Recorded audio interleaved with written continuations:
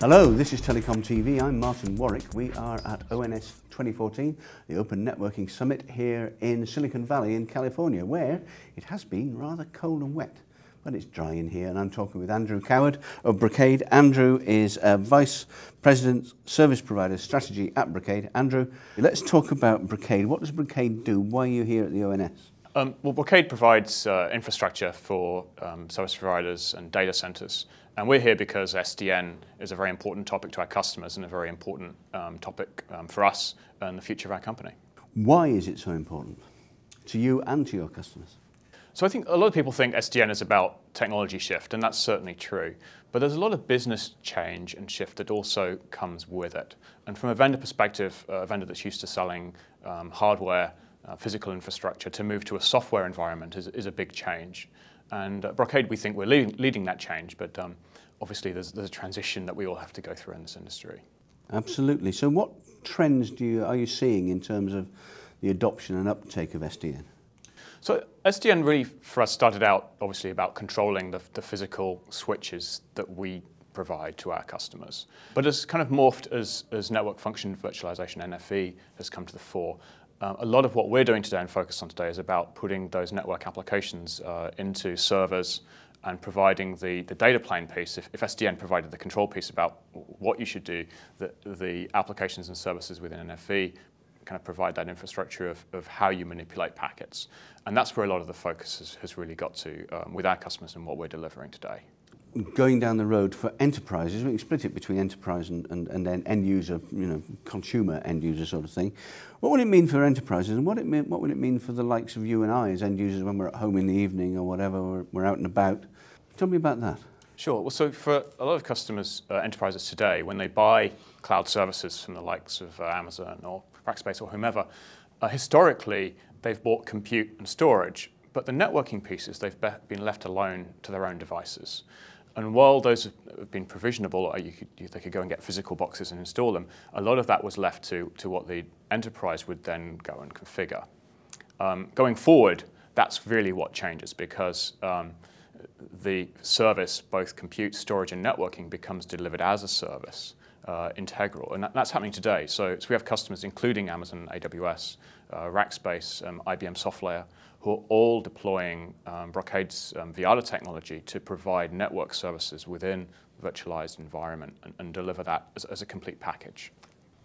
Now then, what about the money? Where's the beef? Where's the money in all this?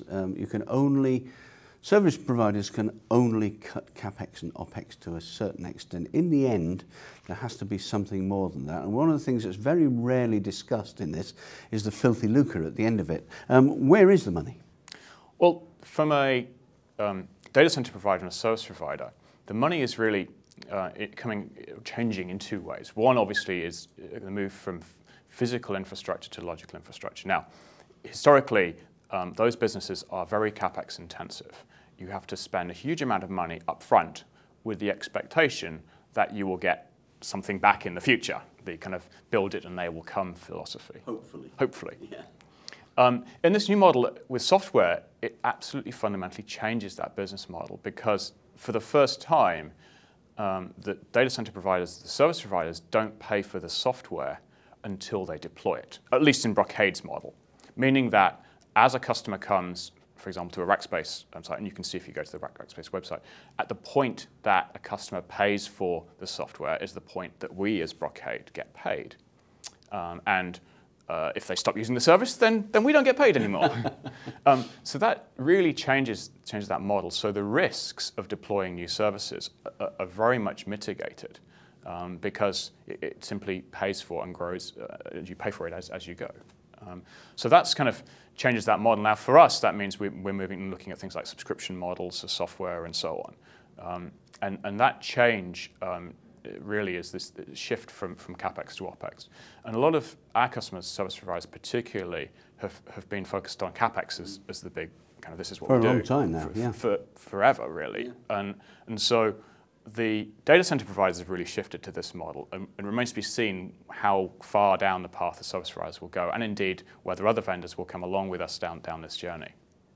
Over the past, what now, something like 16, 17 months, SDN has come to the fore. You know, it sort of sprang fully formed into the world in October 2012, and we've seen the hype and the hot air around it, and then it's slowly subsiding that now, and it's becoming much more of a concrete, real environment and real technology. Is anybody out there actually using it now? Well, yes. For us, Brocade acquired a company called Viata about 18 months ago. And Viata has been in the business of providing software networking products that ran on servers for about 8 years. There's been over 1.3 million downloads of this software. As I mentioned, we're deployed at, in Amazon, AWS, in Rackspace, and IBM SoftLayer, and others too. So the data center guys have gone first. And they've gone first because they had this real compelling need to tie together compute, storage, and networking. And that was a kind of force function that meant they were willing to adopt this technology, you know, really way ahead of the curve.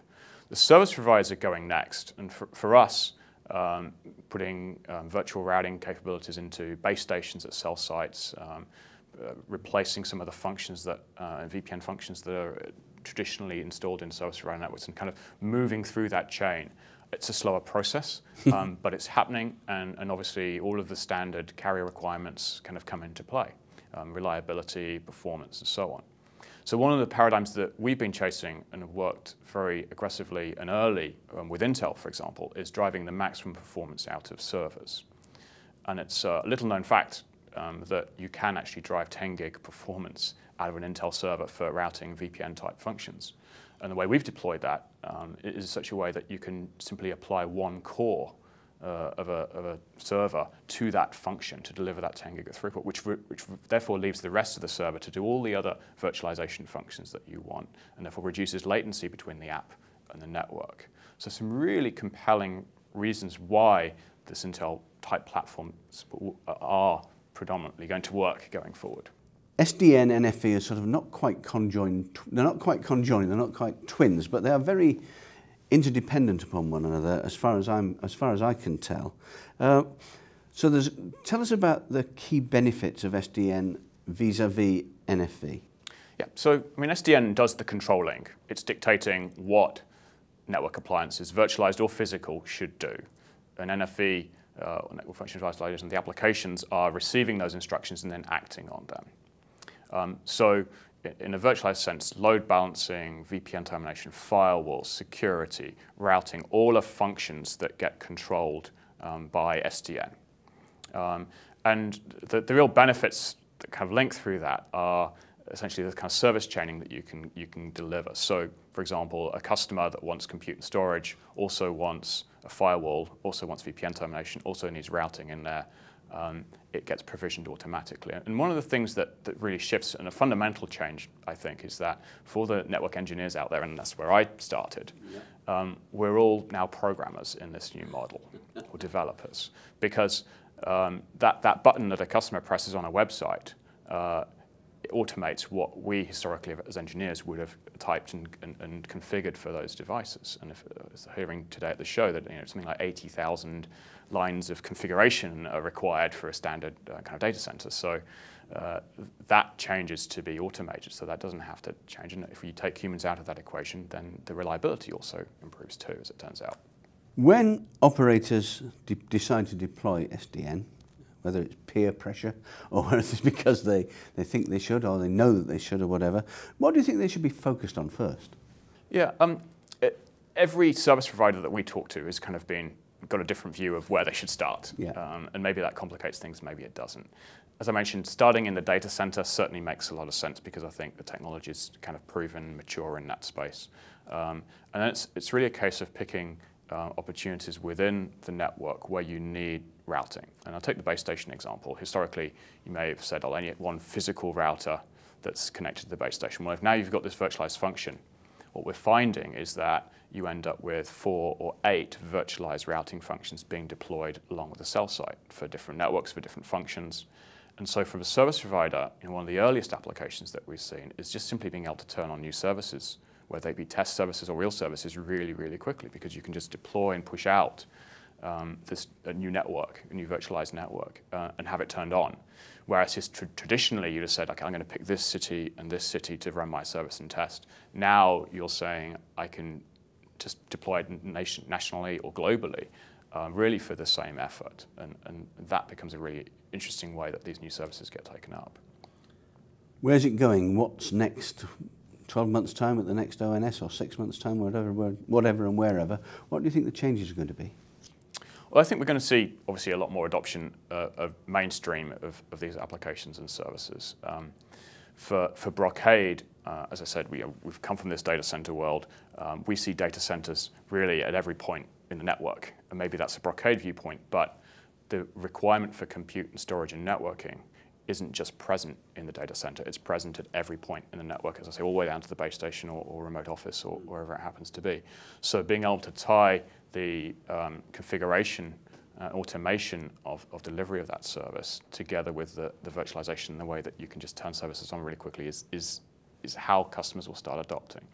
The challenge in that, as we see, is getting the expertise out there so that you can configure these services, and your engineers are really the developers who are building these services going forward.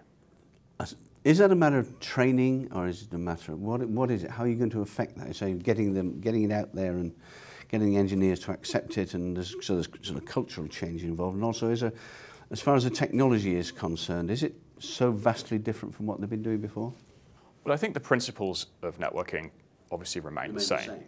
And really it's a case of taking all the things that you'd have manually done and saying, well, how can I configure that and automate that so it gets controlled through SDN centrally. And so the thought processes are the same. There's obviously scripting, there's obviously a new skill set, more of a developer mindset that comes into play. But many engineers grew up in a Unix or Linux environment. Sure. And so we're not too far apart from that. So Andrew, you've explained about the theory behind this. Can you give us a concrete example of transformation in practice? Sure. Well, let me tell you a story that was told to me by one of our data center providers. And I was out there visiting them, and they showed me the storeroom where they had racked up or got ready Cisco, Juniper, other products, firewalls, routers, and so on. So when a customer said, I need a firewall, they would run to the storeroom, physically pick the product, assuming it was in stock, and go rack it, and then connect all the cables and configure it and set it up for the customer. And they don't do that anymore because it's all software and it's virtualized, and the customer does it on the website and it gets provisioned automatically. So you can imagine they had a queue of vendors outside their door saying, well, why can't we keep selling? What price do we have to charge you to take our product now? And the answer was really interesting and compelling, which was, it doesn't matter if the physical product is free. It is still cheaper for us to deploy in this virtualized environment because we don't have to go through this physical process of moving, ordering, and so on. So the savings are just manifold from being able to take this transition and move to virtualization. And that really brought home to me the business change that we're really going through as we evolve to this technology. So what do the vendors make of this? They must be really worried. So I think if your business has been predominantly selling routers and firewalls and physical appliances, then we know a few of companies that do that. Yes, yeah. Then there are many kind of difficult questions that we're going to go through, but the outcome is clear, and so it's really a question of whether a vendor is going to bring you quickly to this new world or slowly to this new world. And at Brocade, we think we have the answer for that, and that's really where we've been focused over the last 18 months and where we'll focus going forward. Concise, very explanatory. Andrew Coward, thank you very much indeed.